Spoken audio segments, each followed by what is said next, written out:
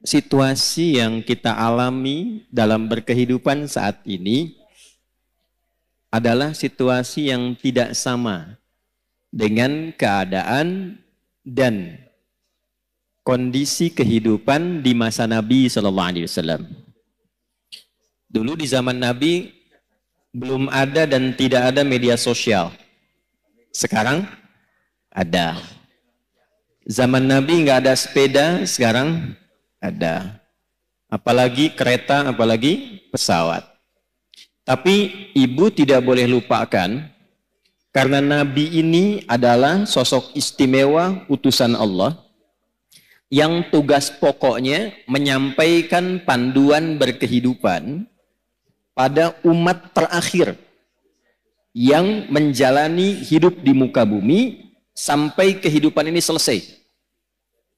Jadi Nabi disebut oleh Allah sebagai Nabi penutup, Nabi akhir zaman, Nabi paling istimewa. Kita yang ikut Nabi juga masuk status umatnya sebagai umat akhir zaman. Karena Nabinya akhir zaman, umatnya pun umat akhir. Jadi ibu ini manusia akhir zaman ini. Sama dengan saya, gitu ya. Yang dimaksud akhir zaman itu begini, supaya tidak keliru menafsirkan.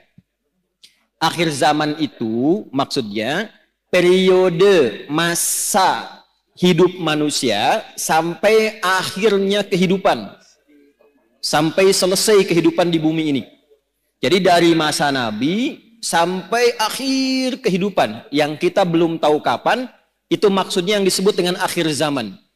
Dengan ditutupnya oleh Nabi terakhir, dimulai masa akhir zaman sampai kehidupan selesai. Paham Ibu? Halo, paham?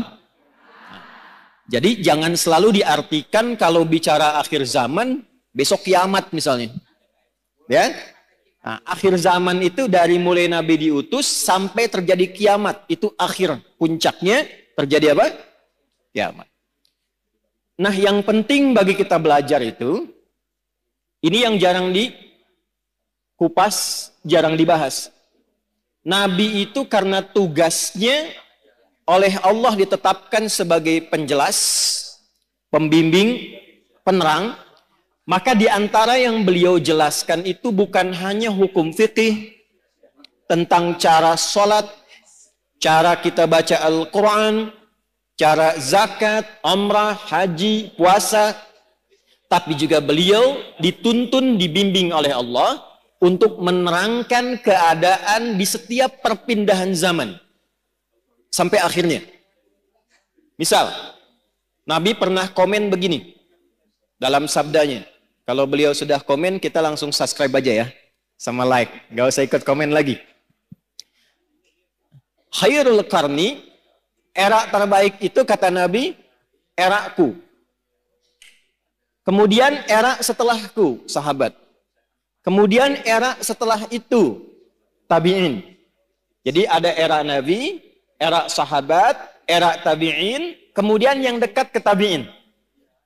Semakin berganti eranya, akan semakin banyak masalahnya. Ada satu kalimat Nabi, nanti yang akan jadi ukuran kira-kira kita itu hidup di era yang bagaimana situasinya. Nanti kalau sudah paham, oh saya hidup ini di era yang seperti ini. Bagaimana cara menjalani kehidupan di era itu supaya selamat hidupnya di dunia dan selamat juga saat kita kembali ke akhirat kelak. Nah, sekarang saya bacakan dulu satu hadis. Nanti menurut Ibu kira-kira kita sudah berada di era itu atau belum? Karena di zaman Nabi itu belum terjadi. Ya, paham? Nah, kalau sudah paham, mari kita tutup kajian kita.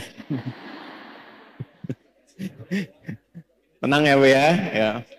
Yuk kita bacakan hadisnya pelan-pelan. Qala Rasulullah sallallahu alaihi wasallam. Untuk menyingkat saya langsung sanadnya kepada Rasulullah sallallahu alaihi wasallam. Yushiku alla taquma as-sa'atu hatta tadhhara al-fitanu wa yakthura al-kadhibu wa yuqbada al-ilmu wa tataqarabu al-aswaqu wa yakthura al-kadhibu. Paham? Tidak. Nanti di perjalanan waktu berganti, Akan muncul keadaan ganti umat, ganti umat, ganti umat sampai ke ujung dunia berakhir. Sebelum menuju itu, kata Nabi, ada satu keadaan, kondisi yang ditandai di masa itu dengan satu. Tadharal fitanu, banyaknya fitnah tersebar. Wa yakthral kadhibu, banyaknya manipulasi. Sehingga sulit dibedakan mana yang benar, mana yang salah. Sedikit-dikit ada masalah. Pertentangannya makin banyak. Wa tataqarabul aswaqu, terjadi percepatan digital sehingga tandanya pasar mudah diakses. Ibu dulu kalau ke pasar naik angkot kan, naik ojek, manual, beli, pulang ke rumah ya. Sekarang diklik barangnya datang ya. Baik. Wa yataqarabuz zamanu, nanti waktu terasa cepat. Setahun seperti sebulan. Sebulan seperti sepekan. Sepekan seperti sehari. Sehari seperti sekilatan. Kayaknya baru kemarin ketemu, padahal sudah setahun. Ya, terjadi sekarang. Wa yuqbadul ilmu, pakar-pakar, ulama-ulama mulai meninggal satu-satu, dan yang muncul tiba-tiba orang-orang yang tidak jelas, tapi bisa jadi pengajar agama, jadi ustadz, bisa memberikan fatwa, dan sebagainya. Saya tanya pada ibu, kira-kira dari 5 hal ini sudah terjadi belum sekarang? Percepatan digital, sudah ada media sosial sekarang. Kalau ibu dulu curhatnya sambil masak, sekarang mau masak sudah bikin status. Teman-teman, kira-kira menu apa ya yang cocok untuk hari ini? Nah, ya?